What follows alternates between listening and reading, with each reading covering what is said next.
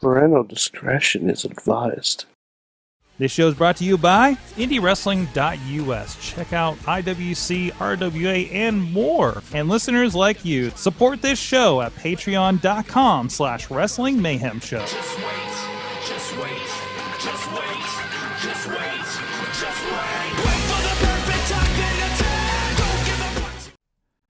It is the Monday Mayhem Warriors. I am Mike Sorgat, Sorgatron on the Twitter, here on your social media stream, wherever that may be, live on the Facebook, the Twitch, the YouTube, and the Twitter for Wrestling Mayhem Show in most cases.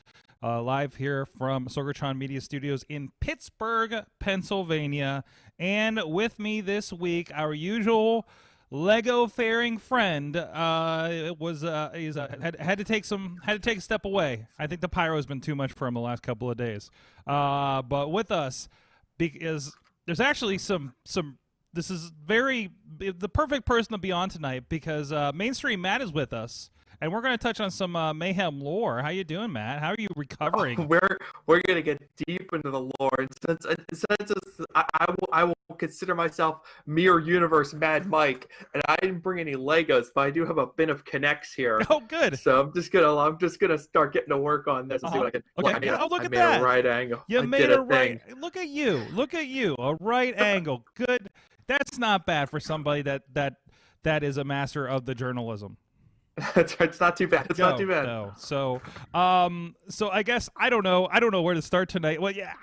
First impressions. Can we just talk about? Do you want to start with just the Thunderdome as a whole? Because the first time we talked about it on air. I want to talk about the fact that just it. All right, it's been. Wait, I'm trying to circle back. All right, 24. Yeah, we are just over 48 hours since Mr. Brody Lee just publicly executed Cody and took the TNT Championship on Saturday Night Dynamite, Sorg. And that memory is gone. It's just completely drowned out. Oh, yeah. By just, and this is like the classic WWE move. And you know what? At a time like this, I'm kind of feeling like this is kind of fun because when WWE turns up cranking up the big old noise machine all the way up to literally, and just like look at us, and we looked, and you know what? We've liked a lot of what we've seen since they've moved into the Thunderdome. Sorg, I've got so many thoughts in my head right now. They're swirling around. I have so many thoughts. I can't organize them, and I don't know what I'm going to talk about. But I'm sure as we go through this conversation here, I'm sure I'll circle back to most of them. And all right. Well, let's tell you what. Let's see how things go. I don't know where to begin. Let's start with. There's so much. Let's start with, because I feel like this other conversation is going to go super long if I go back to the Thunderdome. But what do you think of the Thunderdome? So hold on, no, I don't want to go there yet because I want to touch on this because I feel like we won't get to it. Okay. I'll forget about it if we don't. So you're going to call out, and I'm going to throw up a certain graphic that's going to be very relevant right now. As there was a match that was made in the 2019 Mayhem Mania, our little fun thought experiment that we do around WrestleMania each year that you preside over, and there's a certain team that kept popping up as a trio that became a reality this evening on Monday Night Raw. Yeah, this is a legendary match in the history, in the lore of Mayhem Mania, and it's Triconics versus Tri-Pirates, and the Triconics, of course, are the Iiconics and Zalina Vega, and the Tri-Pirates are Asuka and Kairi Sane and Io Shirai. I think this is a Bobby F. J-Town match. It has to be. Come on. Has to be if the Iiconics are involved. Come on. God, you got to be joking me. Of course it's got to be a Bobby F. J-Town match. Dude, so first off, I noticed, like, and we've been kind of noticing more and more for some reason the last few weeks, it was like exactly how big, like, Zalina is. And she seems like, I always made the comment when I met Alexa Bliss, I was like, I feel like I could have fit her in my pocket. And I think Zalina's right in that same line, and you put her next to. Also, the Iiconics are tall, and you noticed that tonight. So, but still, fantastic team up. Fantastic, and I did the research so that no one else has to. I consulted Cage Match website to see if the Triconics have ever united together as a trios team before. Sorg, it appears this was the very first time. This was the dawn, the genesis of the Triconics entering into the real world here with us. History. And of course, waiting until Kairi Sane has left WWE and run back to Japan to reform, so that this dream match that suddenly feels so close and yet is so far away from us. But yeah, that's a great Mayhem Mania match that we made. If you want to, I'm not doing the work for you guys. If you're interested, WrestlingMayhemShow.com, it's all there, documented in painful detail. And you could see just where these matches have come from. It's all fantasy booking fun that we do every year. But yeah, to see the Triconics together as a unit, that was exciting to see. A lot of people were excited the Mayhem Mania hashtags were flying tonight, which is always good to see. That's fantastic. So of course, so I want to talk about the Thunderdome, and this is going to mostly pertaining to Raw, but this is the third run at this, and I liked so much right off the bat, right? Right off the bat, everything felt big again. Everything felt WWE again, and maybe it didn't matter what they put in front of me. It just the vibe was back, and it was missed for so long. So whether that stands up, we can have other conversations about booking and stuff. But I feel like WWE is hitting their post-COVID stride with this setup, with the presentation, and then they're able to amp things up. Like we kept yelling during SummerSlam. There's pyro in the crowd, like coming out in between screens now, which was wild. Just like, hey, don't have to be safe. They got their video walls and then more. They have all this space to do stuff backstage. They have an entire arena to themselves, and they don't have to tear it down at the end of the night. So that affords some things that they can do they normally can't do, which is pretty fantastic. It's like Celine Dion, playing a casino in Las Vegas for 6 months or so. Exactly. They're in residence at the Amway Arena, and I feel like it gave them I feel like from a creative perspective, it gave the company an emotional lift. Like I felt that lift even a little bit on Friday night watching SmackDown. Because I couldn't resist, peeking in and seeing it, and you could just tell like the energy was stronger from the performers. Everything felt like it had a little bit more juice, and maybe it is just putting them back into a larger setting, pumping in that crowd noise. How much of it is authentic is give or take here or there, but I felt like they I feel like for the most part it's having a very positive impact on the product. It's making it feel like an actual wrestling show again. Absolutely. And what's the difference between having the NXT extras in the crowd trying to play fans and actually having fans is a big difference, especially they're live again. There are actual fans there who will cause trouble from time to time. And that element of danger is back, even if they are confined to their little screens. And we'll see how well it works and how much of the rough edges they can smooth off. I thought SummerSlam was a huge success. I thought tonight was a little bit of a step back, but I feel like they had so much momentum coming off of Sunday that it didn't even matter. I'm still kind of buzzing. Just it's nice to see the industry leader kind of has a little bit of swagger back, because those last few weeks or months at the PC were a drag, man.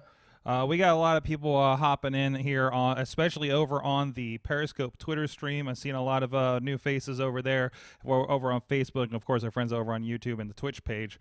If you have any comments on what your thought of the first weekend of the Thunderdome, please drop your thoughts in there. Rob's in there, and he's saying, anyone notice that they tested how big a lag they had with the fans when Drew was has everyone give the thumbs up? I was worried about that when he did that. I'm like, oh no, listen, we do a lot of streaming stuff around here, and that's like the oh no, this isn't going to go well. So but even Matt, to that, your wife got in on SummerSlam late in the show. She stuck around not very long, but she got to see that experience. So and I know we've seen shots of it online and everything. If you follow certain Twitters, like there's screen caps of what it looks like. Can you speak of at least secondhand of what that kind of feels like for the user? I mean, she was just on her phone, and it was basically, she just had like a network feed that she was looking at on her phone, but it was a good 45 seconds, possibly even a minute ahead of the network, and we're sitting there in the exact same room. to the point where I'm telling her, like, hey, turn it down, don't spoil it. Which is just like when we're all on a call together watching the pay-per-views. It'd be like, hey, you're ahead, and then you can also time where you're at as people respond to a big move, which is kind of fun. So, I mean, aesthetically, I think there are things they could do differently. I'm not a fan of having that like first row or two just be giant heads. I wish they would do something else there, because I think the sea of monitors as you get further up into the corners of the crowd, so to speak, is a nicer look visually than it is to have like, you or me. I think I said in our when I filled out the fan council survey today, which they pushed out to everybody, they wanted feedback. There was a big WWE fan council survey that went out today, and my wife and I filled it out for everyone. You can go to the Mayhem Show Facebook group if you want to watch us fill it out for a dozen or so minutes. But there was a lot of discussion about, what did you think of the new environment? Do you like, do you like lasers, pyro, and smoke? That was one of the questions, and I'm like, strongly agree. And there was a lot of questions about internet connections. They were mining for data on how people were watching it. Were they watching it on their phone? How were they tapping in? Were they using a Roku or a Chromecast? Were they watching it on their tablet? Who's their internet provider? Did they like the stream? So they're trying to root out. I think they're trying to root out any lag that exists so that they can tighten it up audio-wise and get that more instantaneous reaction, which you saw at the beginning of the show with Drew. And I mean, maybe that's going to be part of the process of weeding people out where, hey, if you're a Comcast internet customer, we know that, your internet is coming through solid and you're getting the network and you're coming through good. But if you're on Spectrum or something else, and you're a half second behind, we can't have that because we don't want to have this kind of like, we don't want to have part of the crowd be a half step behind when they're reacting inside the arena. So, I mean, there's a lot of audio sweetening going on. Well, it's not a truly crowd, organic. Yeah, the crowd noise we hear reaction is mostly not them, I think. Yeah. I'm pretty sure. So, but it's still, even that, like, I can digest it now because there are faces, right? It doesn't feel so awkward. Now, for some reason, and we were talking about this, I think Rob and I were talking about this maybe over in the Slack tonight. For whatever reason, when I watch like the stream on the USA app on my Apple TV, like on my home TV, the audio is wrong. It's like everything drowns out the commentary. Everything was drowning out the interviews, the crowd noises, the music, whatever. So I had that problem that I didn't notice on SmackDown, which I watched via, I think, Hulu TV, on the same device. And then, of course, SummerSlam. And this is only in the Thunderdome? This is this I think this happens every week, but it was more noticeable because we haven't had crowd noise, right? Like real crowd noise for a while. And the other thing to it is, again, on the technical side, like we were talking about this kind of in person here on Sunday. It's like somebody brought up that somewhere in the user agreement, if your internet connection drops, you are not coming back. And there is, and hypothetically, and Tina's saying they need to open the registration for a little bit longer as well. I didn't even get a link on Friday. I signed up for SmackDown, and I didn't even get a link for it. I don't think she did either. I think as long as they have enough people to fill it up, they're not going to change what they do. But maybe you'll get a longer window if they start having trouble filling it up. Yeah, so and understand, like, they probably have 2 to 3 times the people in queue than you see on those screens because you need to fill out the screens, and if you have a giant pool that you can come from to do that, to make sure you always overcompensate something like that, right? So I think that's a part of that math too, when you see and wonder why you are or not getting in as it goes. I love that we had a technical stat screen tonight on the facts, and that I enjoyed that because I was curious about the technology behind it. So, and I really hope eventually there's some kind of great documentary walkthrough of the whole process for us production nerds, which you and I are the production nerdiest probably. Well, I mean, if the WrestleMania documentary that they're putting out now is any indication, you'll probably have to wait about 5 or 6 months, and then you'll get the the WWE 24 for Thunderdome, and you'll get to watch them put it all together. And that, I mean, that'll be interesting because this is it's quite a spectacle. Please just call it Beyond Thunderdome 24/7. Let's just go. That's when they get out of there. Then they're beyond Thunderdome. And by chance, I watched the Rick and Morty episode that had a Thunderdome. So today. Yeah. So, all right. Well, I'm sure the Thunderdome will be, of course, I'm sure discussed tomorrow ad nauseum as we go here, and there's different things happening with it. So Sorgi, let's get into like some meat and potatoes here. We got to talk about the hot newcomers on the scene in WWE, and I'm thinking specifically of 3 people. Okay. All right, Dominik Mysterio, Pat McAfee, and of course, leading the pack, Demi from The Bachelor, who steals every scene that she's in, who like McAfee, who like Dominik, is a damn natural, just belongs in wrestling. It's so obvious. Probably why they haven't let her go home. She's been there for like 2 months now. Yeah, you know, the first time it was like, oh, they just like kicked out a bunch of these in like a day, and we're just have seen them over the last month. But now it's like, oh no, she's at the arena now. This is the longest. She definitely came back at least once. This is the longest cross promotion I've ever seen them do with another, NBC network, a family of networks show that they've ever done. They're bringing this girl back because they know. But in all seriousness, I wanted to kick this out because this is the most fun question to kick around. Dominik or McAfee? Like, who you with on this? And there's a flip side to this question too. Oh man. Maybe we'll save Adam Cole or Seth Rollins for tomorrow night. I think, just for tonight, Dominik or McAfee? Like who? I think this is the big question for tomorrow night. Actually, I mean, it's like a double barrel big question, but it's fun to talk about because they're both so. It was so much fun to watch 2 basically newbies do so well the first time out. And you give a lot of credit to the other side of those matches too, to Seth and Adam Cole. But oh my God, I could not believe both of them were so I was impressed.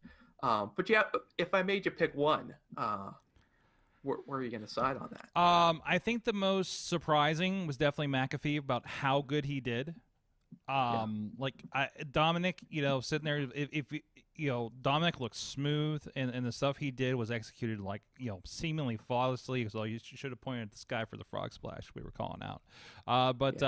McAfee was the, I'm not going to give this guy like main event title match, let's go guy, but he looked better than Mongo and Kevin Green and Carl Malone and Carl Malone. Yeah. I mean, I'm not counting Jay Malone. I'm talking about athletic guys from another sport that have come over. And obviously, Pat's probably been training at the Performance Center for the last 2 years at least.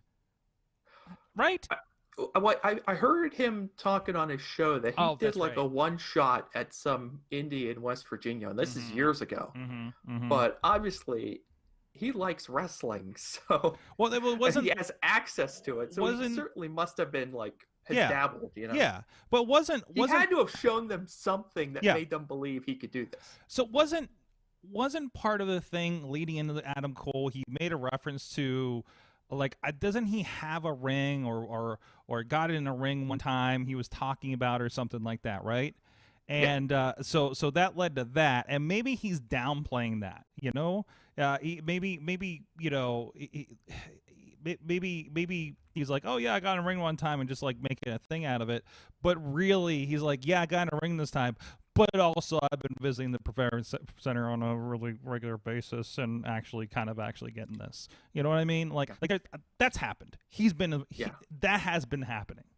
It happens. If you tell throwing him out there, If you told me Pat McAfee came in that thing and didn't spend more than a week, did not spend more than a week at the Performance Center, I can't be bullshit. I think it had to. I think they. Well, I don't want to over speculate, but yeah, I would think even before the ball started to roll out in public that he had he was in the PC and he had shown them that Oh, he yeah. had the Oh, yeah. ability to do what he did. Just for my 2 cents, the difference to me between Dominik and McAfee is when you watched McAfee during his match, he was still doing this kind of like, and I'm speaking as someone who, has never trained and has never stepped into a ring, but, it's fun to think that I know what I'm talking about. But you would see McAfee after he would do a move, he would do the start a wrestler thing where he'd like throw his hands in the air and do this thing, Yeah, a little bit of the I don't know what to do with my hands in front of people. Yeah, I don't know what to do with my hands, and I must appeal to the, Yeah. I got to do the. I don't know what to call it. I'm sure many of your indie wrestling friends. He looks like the dude at the frat party versus a wrestler posing. Now, the thing for McAfee where that worked for him is because his persona is to be such a jerk that it worked for him. But when you watch Dominik, there's none of that. Dominik never gives you the sense that he's playing wrestler. He's just being a wrestler. Yeah. Or he's just Dominik in a fight. Yeah. And that's probably partly because of, his lineage and, just growing up around the business. He's programmed into his brain. He's surrounded by the best wrestlers in the business at the family reunion. Yeah. That makes a difference. That makes an absolute difference. So yeah. But both guys were great. And of course Demi from The Bachelor leads them all. Well, I can't wait to see her Hurricanrana. So she doesn't have to do a Hurricanrana. She has to. I thought they were going to take her to Raw Underground tonight, which was not much tonight. There's not much Underground tonight, Sorg.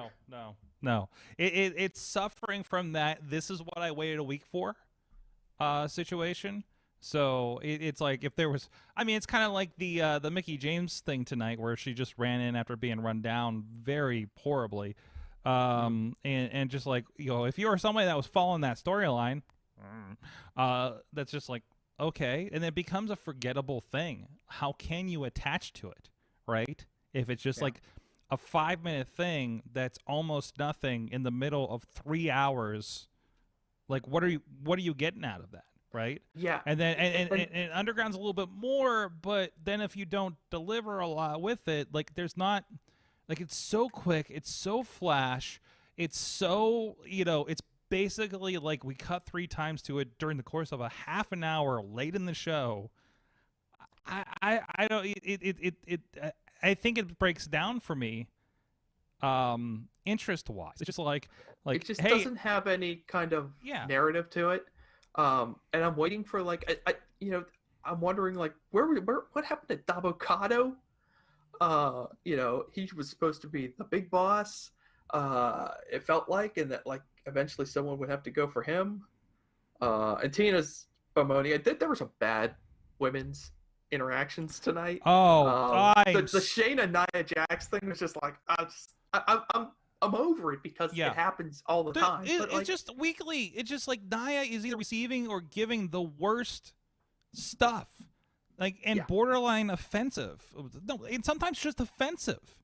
And it's just like I tweeted from the Mayhem account after that Haystacks Calhoun crack. I'm like, Nia's so much better than this, and we know it.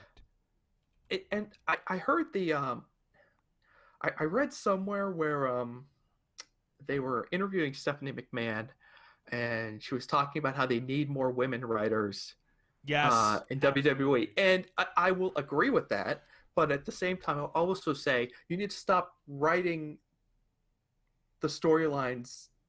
You need to stop, you need to take a storyline. You need to imagine 2 male wrestlers feuding, write that storyline, and then take that storyline and just hand it to 2 women. Yeah. You have to just disconnect yourself from this gender thing that is steering them into all these bad directions, and just let them do their thing. Fortunately, we still have Bayley and Sasha. Yes, we do. Yep, and still doing great stuff. The bright shining lights of WWE. Now we have the Triconics, of course, and so there's a lot to look forward to there. So There's just like women carrying this company on their backs, Sorg. Oh yeah. Oh yeah. We've said it a few times. And just like the variety in the men's division, there's good, mediocre, and the ugly, right? Yeah. So and hey, I mean, good for them. They have multiple storylines going with their women's division right now, which is not something that you used to see a lot before. But I mean, you gotta give it some different twists here. There were about 4 angles tonight with women. Yeah. Separate angles, some interconnected a little bit, but still like significant. So here's something else we got to talk about. So much to talk about, Sorg. Keith Lee and his song and his gear. Are you happy? Yes, Keith Lee comes out with the intro and generic rock music, which I was just ready to bop to it, and it stopped being the Keith Lee song. Yeah. And it started to be something else, and then they tweaked his gear. I am not a huge NXT consumer. I don't know what kind of promos Keith Lee was doing in NXT. How were his promos in NXT different than they were tonight? I forgot he did a promo at the beginning. To be quite honest. Yeah. I guess I need to rewatch his promo. I don't know, but I mean, it's not that it's not a must-watch kind of. No. But I mean, it's okay. I mean, his NXT promos were very good, very good, very strong, very, he's got that, you've seen enough of him. He's got that really cool attitude to it. Hey, I am the greatest, that kind of thing. Maybe it's different now since he's working as the new kid against somebody like Randy Orton. So, whatever that is. I did see a hashtag free Keith Lee's nipples with his outfit, I guess, tonight. We're getting a lot of free Keith Lee's everything. And what was the tweet I sent you? I got to read this tweet for you while you keep going on here. But no, it was good to see him there. I'm glad he's not getting flattened by Randy or anything. We'll see what happens in this match coming up. Unfortunately, of course, Randy's setting up probably for a rematch with Drew. We've injured out Drew now, so which seems a little strange to me. I don't know. Maybe he's visiting home. I don't know, but or they're just saying, hey, we won't do another Drew Randy match because soon. It feels like, I mean, it felt like it was such a nice to me, it was a very pleasant surprise when Drew won that match on Sunday. It was just, I was kind of like, dang, Randy's gonna get this belt, and then Drew won, and now they're dragging it out through this Payback pay-per-view, and then then are we on to Survivor Series? Is that next? I don't even know. You can't tell. Cramming I another don't one know. in there? They threw a lot of logos at us with the WWE Network promo this month, so sure. Yeah. All right. Sorry, but before I go too far off base, Marty DeRosa tweet. This is after the backstage interview with Keith Lee, where he. This is after the Randy Orton kicking Drew in the head for the 3rd time. Marty DeRosa tweeted, it would have been a lot cooler if Keith Lee pounced Orton as he tried to kick Drew and then looked in the camera and said, quote, old gear and theme song next week, end quote. Yeah. Or he gets the win on Sunday, and then he comes in, cuts a promo about how he proved himself, and since he proved himself, he asked for his old shit back. It doesn't matter how complete of a package you appear to be in NXT, whether you're Keith Lee or Aleister Black, there's another thing to talk about, or the War Raiders, for crying out loud. The minute you hit Vince's, sphere of influence, it's whatever he sees. It's something when Vince was processing Keith Lee and how they're going to present him on TV, something in Vince's head told him generic rock song for the entrance. Yeah, somebody just looked at it and cover said, up that. You know, cover up. it's just a no. It's very. Have you had a chance to listen to Ray Rowe talk about and Hanson talk about on Ray's YouTube channel, Ray and Sarah's YouTube channel, how they got to the name they are at now? I know it was a long and winding road because we were living it on TV every Right, night. But, right. But it was literally like even to the point where they're like, we didn't like War Machine because there was like a killer or something that came when somebody got like I forget, it was like I think it was an MMA guy that went under the War Machine moniker and he killed somebody. Like when they started at ROH and had the name. But they were like, well, we're stuck. They wouldn't let us change it. They came over and said, we're gonna have to change it. And they said, yes, please. They wanted the Viking thing. They wanted Viking in the name, right? They wanted to change the name for whatever reason. I can't remember. It was actually, I think, a pretty good reason from the sound of it. And what was it? Was the first one Viking Experience, and now they're Viking Raiders, right? Yeah. Okay. So the Viking Experience thing, because I think Viking Raiders, they couldn't clear through legal in time, and Experience was in there, and the Trons were already made. They just legit, like, it was a half hour before the show, and they're trying to get this thing settled for the show that night. That's how they still run things sometimes. It's just like, so, and you know, and you're rushing through this process, this very important creative process. That those first steps onto TV, they have to be perfect because the stink of that debut for them is still on them. Yes. Yeah. Yeah. Just like, you know, if Keith Lee waits a month and then they retweak him here and there and he comes out with his old music, that his debut tonight where people were kind of like, what the hell, that'll be with them. Yeah. You know? Yeah. That's that first impression. Sometimes it's out of their control. So remember, Matt, this is a thing I've learned, and I'm sure, like, after, listen, man, you worked in the news biz, you worked big evening, morning news kind of stuff, right? And I got my vision. What's that? I've seen some things. You've seen some things. I've been at some stuff. Every time you think that the people in this position just do so much better and know so much more. And you can speak to this, not denouncing anything about the work you've done, but everybody that you think is better than you is basically just as trying as you would be in that position, right? Yeah. Like, it's not clear. I don't know, Matt, you've been at some of the shows, the productions that we've done helping us out. You know that, like, did we remember all the things we need to do to make this thing work? Yeah. 10 minutes before the show. Right? Yeah. Now, right? But that's every day. That was every day for you too, right? Like, every day, right? It's just like, are we ready to go live at 6 a.m. to tell the world what happened and what the news is? Yeah. Right? I mean, every day. Rarely. Like, that's part of production. Now you have so many wheels and cogs for a Monday Night Raw, say, to produce 3 hours of content live, which, again, a feat in itself. I will continue to say that. Now that they're back to live, I will continue to see that. They just don't have to set up now and be in a different city and jet lagged, right?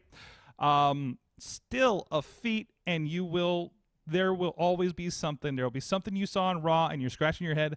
That's because the decision was finalized right when they went out the curtain.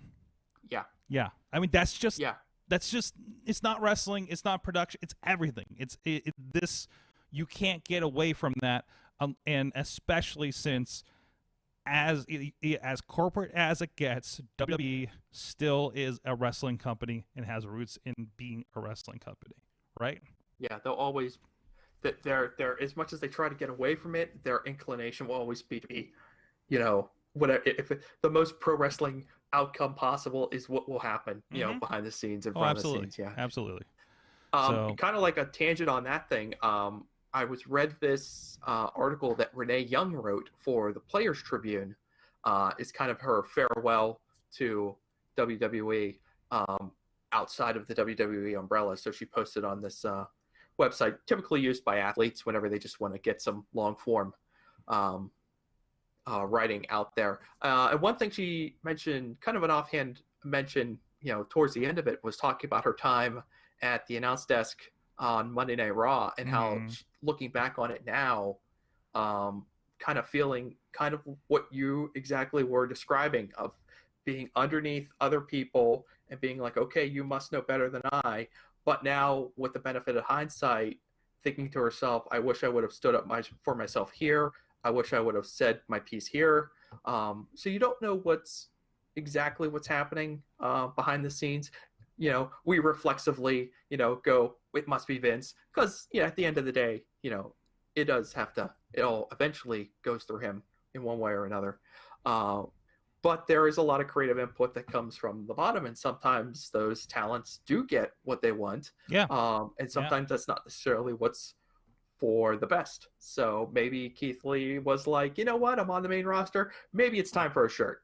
And they were like, okay, pal, go out there and wear your shirt. Yeah. And because Keith Lee wants to give himself the best chance for success. So we don't know exactly what that process was like behind the scenes, but I just know Twitter had a heart attack. So hopefully It's not the we'll worst get thing. used to it. Listen, as far as debuts go, it wasn't the worst debut for him. I think it's good.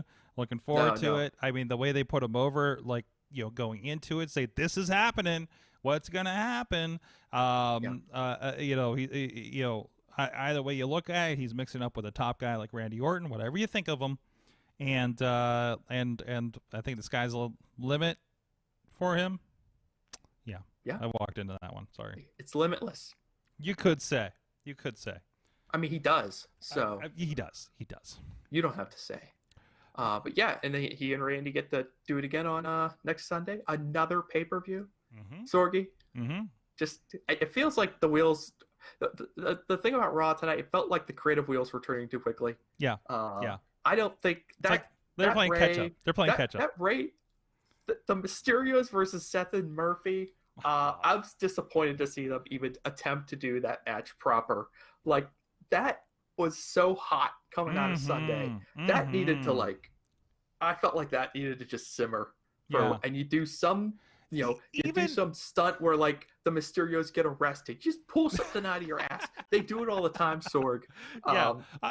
Even just to push that match, that would have been a great payback match, right? A great payback match. I mean, you could. I was thinking, like, how far down the road can we kick this thing? Can we? How far can we string this along? Where is the final comeuppance for Seth? And how bad does it have to be for you to feel satisfied when Mysterio, I don't know, stabs him through the chest with a steel girder or something? Like, is that proper comeuppance? Like really? Like, Ray has got to, doesn't he have to get, like, fantastic ultimate revenge on Seth at some point? And where does that happen? I don't know. I think Mrs. Mysterio gets involved. There was like, is Double this choke happening? slam. Double choke slam. That's what I wanted on Sunday. I was yelling at the TV. Turns out that's the biggest compliment I can pay to SummerSlam, is that I was yelling at my television. Oh set. yeah, we all were. During the Dominik Seth match, and then during Sasha and Asuka, I'm yelling at my TV. I was really excited that we got to do our own Mayhem Thunderdome here. We had a couple people in the studio. I kept it really limited. They didn't want any more than like 4 people here. Figured there's enough for us to space out safely and be responsible. You're at 10% capacity. Was that 10% capacity? I don't know what the official capacity of this room is. So, but we also set up. But I think it's the biggest monitor I have. That's not the TV. And we threw the Facebook rooms from the Mayhem Show group up there, and just had a big screen with everybody's faces, and Jen looking like. Didn't we try to yell at Jen because she looked like she was falling asleep during the Randy match at one point? So. That's just your worst fears creeping up on you on that one. Absolutely. And of course, we can't watch a Mysterio match without making Guerrero lineage jokes. But I also can no longer watch a Rey Mysterio match without saying, "I love my son Dominik," as the new meme around our household now. So I've been stepping through the first Jericho book here and there. If you see a picture of me at a lake, I've probably been reading a book lately, and one of the parts in there was he was in he was in Mexico. Somebody walked in. This one dude walked in that he knew, and like there was this kid with him, and he's like, "What is this kid doing in here?" And the guy and there was something about the guy was like showing him like porn pictures on his phone, or not his phone. It was the 90s.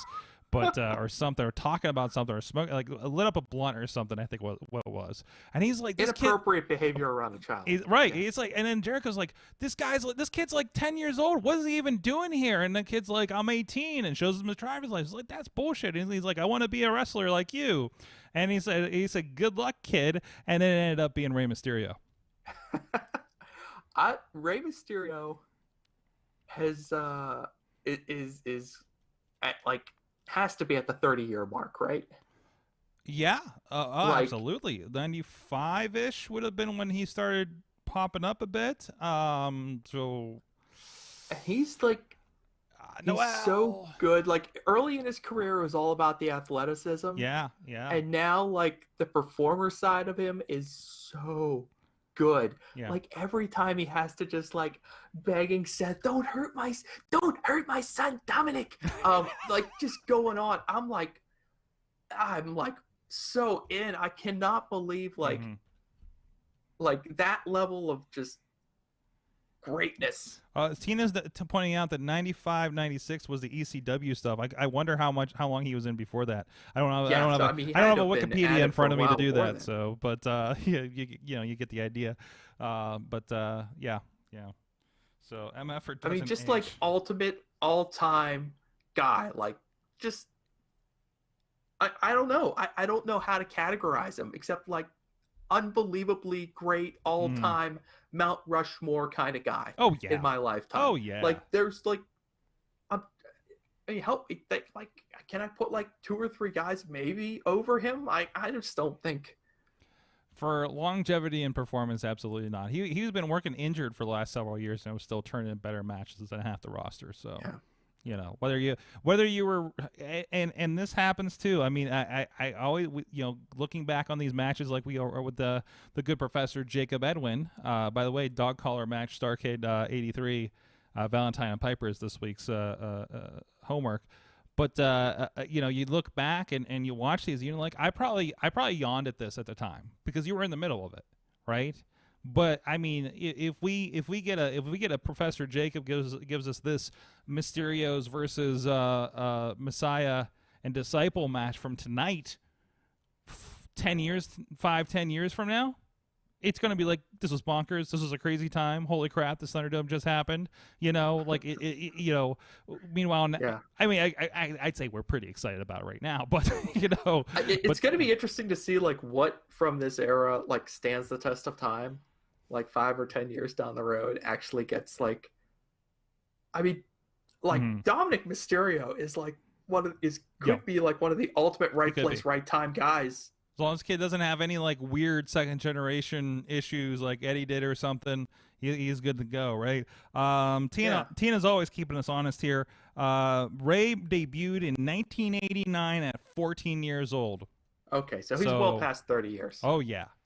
So, and he is the, he is the wrestler of our generation. He's the guy. Yeah. Like, yeah. I mean, and there have been guys who've been bigger and made more money, but like, he's just consumed like 3 decades of our fandom. He's the dude. He's that guy, So. Yes, he is. Well, now we've had our Rey Mysterio appreciation show. Mac Harlan's, I got the cursor in a weird place over there for you. But Mac Harlan's, it's been fun to have you on a Monday night. To have a whole different vibe. Matt and Mike will be with us tomorrow night. We will have the Honey Badger on.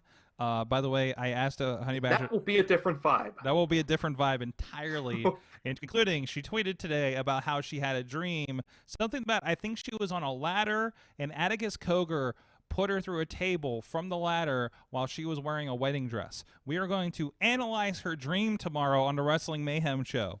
I'm sure she popped right back up and murdered him. And then she woke up. I don't know. I don't know. I don't know.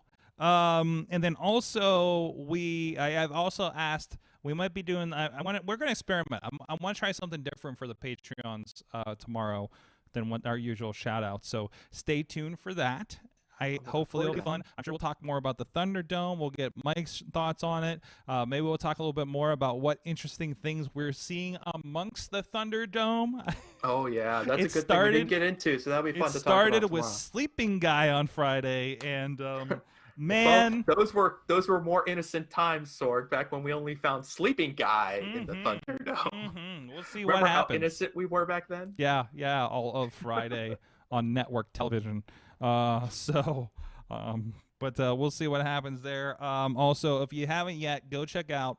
We had a great interview with Quinn Magnum. Went about an hour with him, talking about, hey, where did this guy come from, and how did he end up with the NWA North American Championship in the 2000s, and how did Fight Underground come to be, and kind of a little back and forth about production wise there. But also there's, for Patreon, mentioning that there's an extra interview I did with him talking about how Fight Underground's first taping almost didn't happen. So we go into the details of what almost went wrong and how those first 10 matches almost did not happen on the day of the shoot. They almost did not happen because of it. See, it doesn't matter if you could be the industry leader, or you could be, just one of the indies trying to grind it out now. Yeah, or it could take... And stuff gets nuts, because it's pro wrestling. Or it could take literally 4 different promoters to make one show happen. Yeah. So, and find out why and who saved the day over there, patreon.com/Wrestling Mayhem Show. Thank you so much. So much love to everybody that has been supporting the show and hanging out with us here on. I can see how excited everybody's. Looking at the numbers in the chat rooms across the board. You guys are excited about the Thunderdome too. Mention, correct me if I'm wrong, but I believe you mentioned to me the other day that the IndieWrestling.us recently passed a milestone. Yes, the YouTube for IndieWrestling.us passed 10,000 subscriptions over there. 10,000, Sorgi. Yes, that's a lot. 10,000 subscribers. A lot of free content over there for you guys to watch.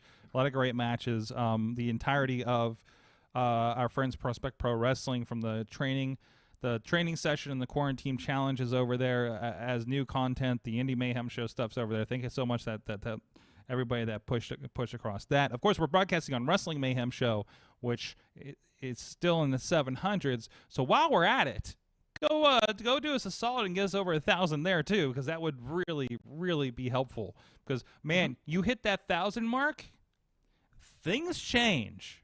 It's not like that first record label and your life changes things, but it's just one of those, like, YouTube notices you.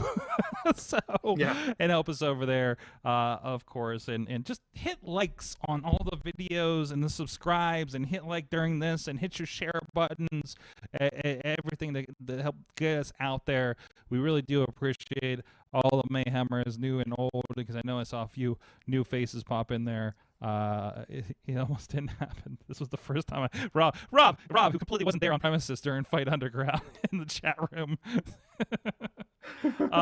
But anyways, we just not even Rob knows the story. So, that's how behind the scenes this is. One day I'm just gonna bring Rob on, who has been on with me, or I have sent to shoots for us. Just be like, Rob, tell me some shit you've seen. I thought you were gonna say, let's bring Rob on, and let's tell him a story from a show he worked that he had no idea had happened. Yep. Be like, no, what? I'm sure that happened to most of my shoots too. That's happened to me.